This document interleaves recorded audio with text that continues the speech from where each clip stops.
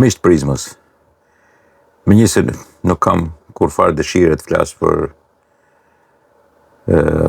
hapjet e konsulatave, ajo që më bën të flasë për këtë punë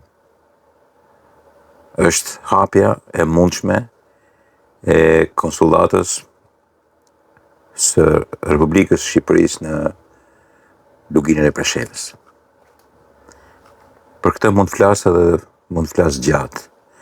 Për nevojën e jashtëzakonshme që ka ajo popullsia aty prej 61.000 banorëve të regjistruar nga censusi i Serbisë, të cilët praktikisht nuk kanë një vend ku të flasin me autoritete dhe përfaqësi të kombit tyre. Është e vetmja sipërfaqëse që banohet nga njerëz, nga shqiptar, që nuk kanë asnjë lloj përfaqësimi konsullor, diplomatik të kombit tyre. Dhe kombi tyre është kombi shqiptar. Sigurisht që Serbia nuk do të lejonte kurrë hapjen e një zyre konsullore se përfaqësimi të Kosovës, sepse ata pikërisht Kosovën nuk njohin. Por serbët nuk mund të thonë jo qëndësisë, e kanë thënë deri tani, komb midis shqiptarëve të Luginës Preshevës, që sigurisht demonstrojnë flamurin shqiptar, dhe Shqipërisë. Po e përsëris edhe njerë për turpe përfaqe të zezë të këtyre 36 viteve. Aty nuk ka një përfaqësi të kombit shqiptar dhe të shtetit shqiptar, tash nuk më intereson fare të flas për Kosovën. Nuk dua të flas fare. Unë njoh Shqipërinë përfaqësuese të kombit shqiptar. Kosova është sigurisht krahinë shqiptare ku banojnë shqiptarët e Kosovës. Sigurisht ka ardhur si pasojë e një lufte fantastike në 99 të UÇK-s dhe faktorët shqiptarë dhe sigurisht nga NATO dhe pa dyshueshmërisht nga veprimi i Shtetit Bashkuar të Amerikës si faktori relevant kryesor që Kosova sot është shtet i pavarur. Pra duke thënë këtë, interesi im politikisht, diplomatikisht dhe kombëtarisht është që Shqipëria të ketë një konsullat saj në Luginën e Preshevës. Se ku ta vendosin atë qytetet e vogla, kjo pastaj mbetet në dakordsi, po në sistemin diplomatik dakordsit janë thjesht leverdi diplomatike, diskutim diplomatik edhe politik njëkohësisht, dhe marrëveshje të cilat sigurisht pastaj kanë brenda tyre në dy ashmërinë që bëhen, leverdit përkatëse. Nga pala serbe merret vesh se ata kanë kërkuar hapjen e një konsullate në Shkodër. Dhe këtu nisi me njëherë patriotizmi facebookisht dhe të njerëzve që këtu filloi tradhtia kombëtare. Edi Rama është tradhtari i kombit edhe burrat gjithë dhe një mik i jemi bile, shumë mik i jemi më bëri tradhtar edhe mua. Se kishte lexuar diçka aty. Mik kam që punoj me të gjithë jetën. Filloi të më tregonte me gisht. Sigurisht nuk e lejova, e mora në telefon edhe e sqarova, i them kujdes kur sillesh kështu me mua. Që më thanë mos luaj mend, sepse unë kam mik atë. E respektoj shumë, është një nga djem më të mirë që kam njohur ndonjëherë në punën time dhe veprimtarin time, por edhe ai kishte marrë si pushka e Evgut, thonë. Sigurisht më fali komuniteti romë dhe egyptian, por kjo shprehje ka mbetur se sigurisht ne e kemi nxjerr pushkën, po e kemi shkrehur, nuk ka marrë zjarr kot. Dhe gati më bëri sikur unë isha tradhtar edhe unë. Pa kuptuar se isha për të hapë kjo konsullat apo nuk jam. Pra, në frymarrjen e sotme dhe në marrëzinë e sotme të përgjithshme, edhe ato që kam miq fillojnë edhe luajnë pak në konceptet e tyre sigurisht patriotike, patjetër patriotike, një di për patriotike, po më tepër se janë patriotike, janë në varësi të një koncepti jashtëzakonisht të shëmtuar që ne ka 100 e sa vite që na marrë të varur psikologjikisht mas Jugosllavisë dikur dhe mas Serbisë sot. Ne kështu shpallëm edhe kemi shpallur edhe Ahmet Zogun tradhtar. Kështu shpallëm edhe vazhdojmë ta shpallim Enver Hoxhën tradhtar pro-sovjetik, ata pro-jugoslav dhe pro-titist. Pastaj Sali Berishën, tani edhe Edi Ramën. Çdo gjë e lidhi me serbin. Aty do të shpallet dikush tradhtari, nëse ti fillon të bësh një marrëveshje sa do të vogël, ose të bësh një lidhje sa do të vogël, ti je tradhtar automatikisht. Sepse serbët kanë bërë këtë, gjithë ato që dinë për serbët. Pra në këtë gjuhë ti nuk duhet vendosësh asnjëherë marrëveshje, sepse serbët janë gjithmonë kriminal të poshtër dhe ti nuk duhet të kuptohesh me to, as nuk duhet të kesh punë me to. Dhe kjo është gjuha dhe pastaj shqiptarët nuk bëjnë asgjë tjetër vetëm spallen njëna gjysmën tjetër tradhtar në shërbim të Serbisë, Vučićit edhe këtyre marrëziereve të tilla që pastaj kalojnë pak egzagerohen duke kalu kufirin pak duke shkuar në Kosovë, se sigurisht është e arsyeshme. Aty është bërë gjak edhe para 20 e sa vitesh. Tash po shpjegoj për Shkodrën. Në vitin 1896, pastaj u klasifikuar në 96 për 97 mori fund, u vendos hapja e një përfaqësie diplomatike të Serbisë asaj kohe, jo me kuptimin e Jugosllavisë, në Shkodër. Konsullat, legat asaj kohe. Shkodra ishte mbushur me legata, po ndërkohë vilajeti lejoi edhe një legat, përfaqësi shumë e vogël,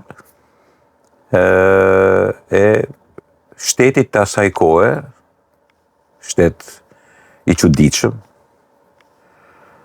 i cili sigurisht kishte edhe një përfaqësi dhe ata ju vjen keq shumë që kanë një përfaqësi në Prishtinë, në kohë të vilajetit. Sepse kur ti hap një legat, kupton që nuk është gjëja jote. Ata kishin hapur edhe në Prishtinë. Po ma Serbia, ashtu siç kishte në Prishtinë, kishte edhe në Shkodër.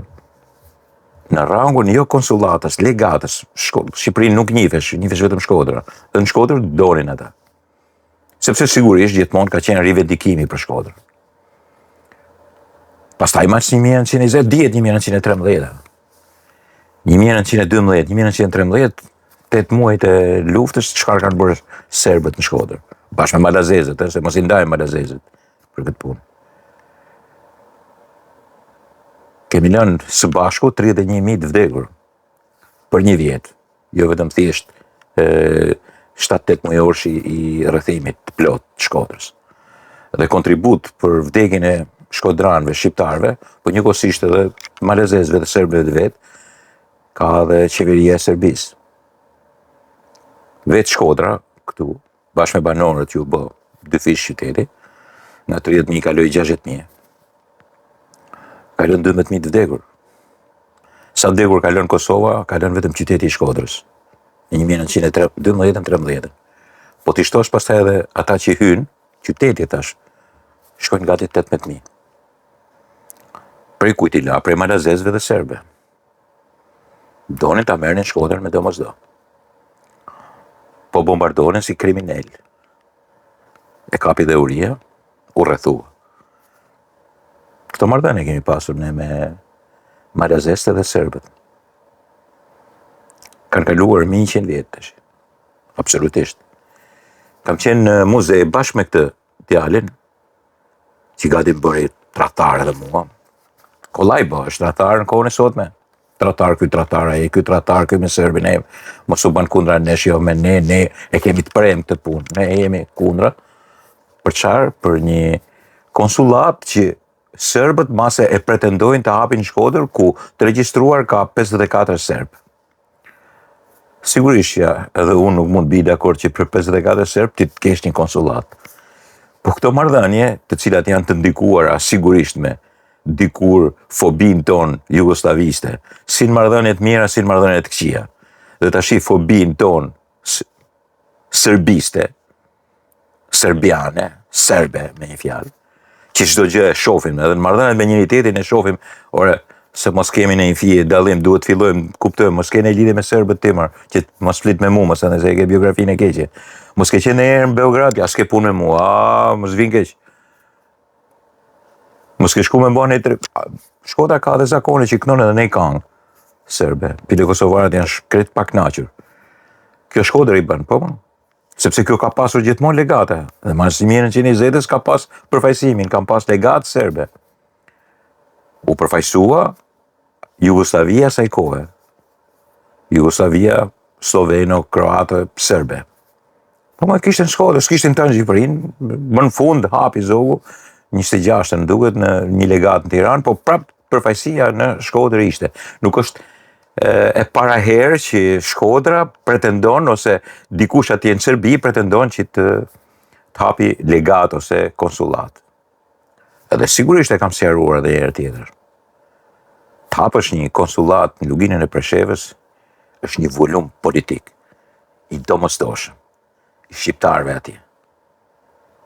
Është shumë më problem për serbët të kenë një konsulat shqiptare në luginë të Preshevës se përfitimi i një konsulate në Shkodër që sigurisht mund të ketë lojrat, serbët nuk rrinë pa bërë lojra.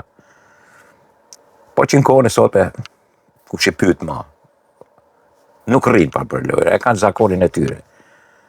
Se sa për 54 serbët e Shkodrës këtu, asgjë s'bëhet, është një diçka honorifike që do të tentoj të bëj, po çfarë do të bëj, çfarë do të mundet të bëj, asgjë s'do të bëj. Kurse konsulata jo në luginë Preshevës do të bëj shumë. Do të kuptoj se kush është aty. Veprimtaria, kush janë njerëzit, kush janë shqiptarët, çfarë janë serbët, si trajtohet dhe çfarë do të ndodhë për të nesërmen. Se sigurisht, vitin që vjen dhe mas ti vitin që do të pasoj, çështja midis Serbisë dhe Kosovës do të marrë fund. Edhe lugina Preshevës është një nga pikat kyçe e cila mund të zgjidhë çështjen. Këtë po e them duke u kursyer në fjalë. Po sigurisht që këtu është edhe gjitha ajo nyja gordiane. Dhe shteti shqiptar duhet të ketë patjetër. Unë nuk di mor patriot të mëdhej, Felebyll Shkym, ju ku di unë çfarë t'ju them tash. Se di se çfarë bëni, e hapni apo nuk hapni, a jeni kundër apo pro konsulatës Shkodër. Unë jam pro ngritjes së konsulatës në luginën e Preshevës. Kështu patriot, tamam Felebyll Shkym, anti-Jugoslav dhe anti-Serb. Ju trimat mëdhej Facebookut. Unë jam pro ngritjes së konsulatës në luginën e Preshevës. Serbët sigurisht që do ta detyrojnë, do të indikojnë, do të thonë që shikon, ne do të marrim diçka si shpërblim. Sepse ti nuk mund të shkosh atje në Serbi dhe të thush atyre do hapi unë konsulatën. Dhe thotë, s'ke për të hap asgjë, s'ke për të hap kurrë. Dhe as e ka problem. Pra, do t'i japësh diçka. Kjo t'i japësh diçka, ka të bëjnë edhe me këtë propozim, duam një konsulat në Shkodër, mund t'jetë edhe ne diçka tjetër, që mbase peshon më tepër. Por unë nuk mund të krahasoj kurrë ju patriotët e mëdhej, shumë patriotët e mëdhej, patriot Facebookut, gjithë, trimat mëdhej, bile që fshiheni mas fjalëve, nuk i thoni drejt për drejt, që dua të hapet konsulata në luginën e Preshevës, jemi të vënuar me hapjen e asaj konsulate. Nuk më plas trapi hiç nëse hapet apo nuk hapet konsulata e serbëve legen, njësoj si ju në Shkodër. Njësoj, një fytyrë, një surrat keni dhe një sifat. Njësoj. Po bi dhe unë pozicionin të që çdo gjë që bëhet e lidhni me Serbinë. Vareni, merrni frymë se marrin frymë serbët. Fak serbëve dhe fak ju patriotëve të dhjerë të Facebookut, të dy palëve. Sepse sigurisht ngjani shumë me njëri tjetrin. Dakord? Rrofs shqiptaria.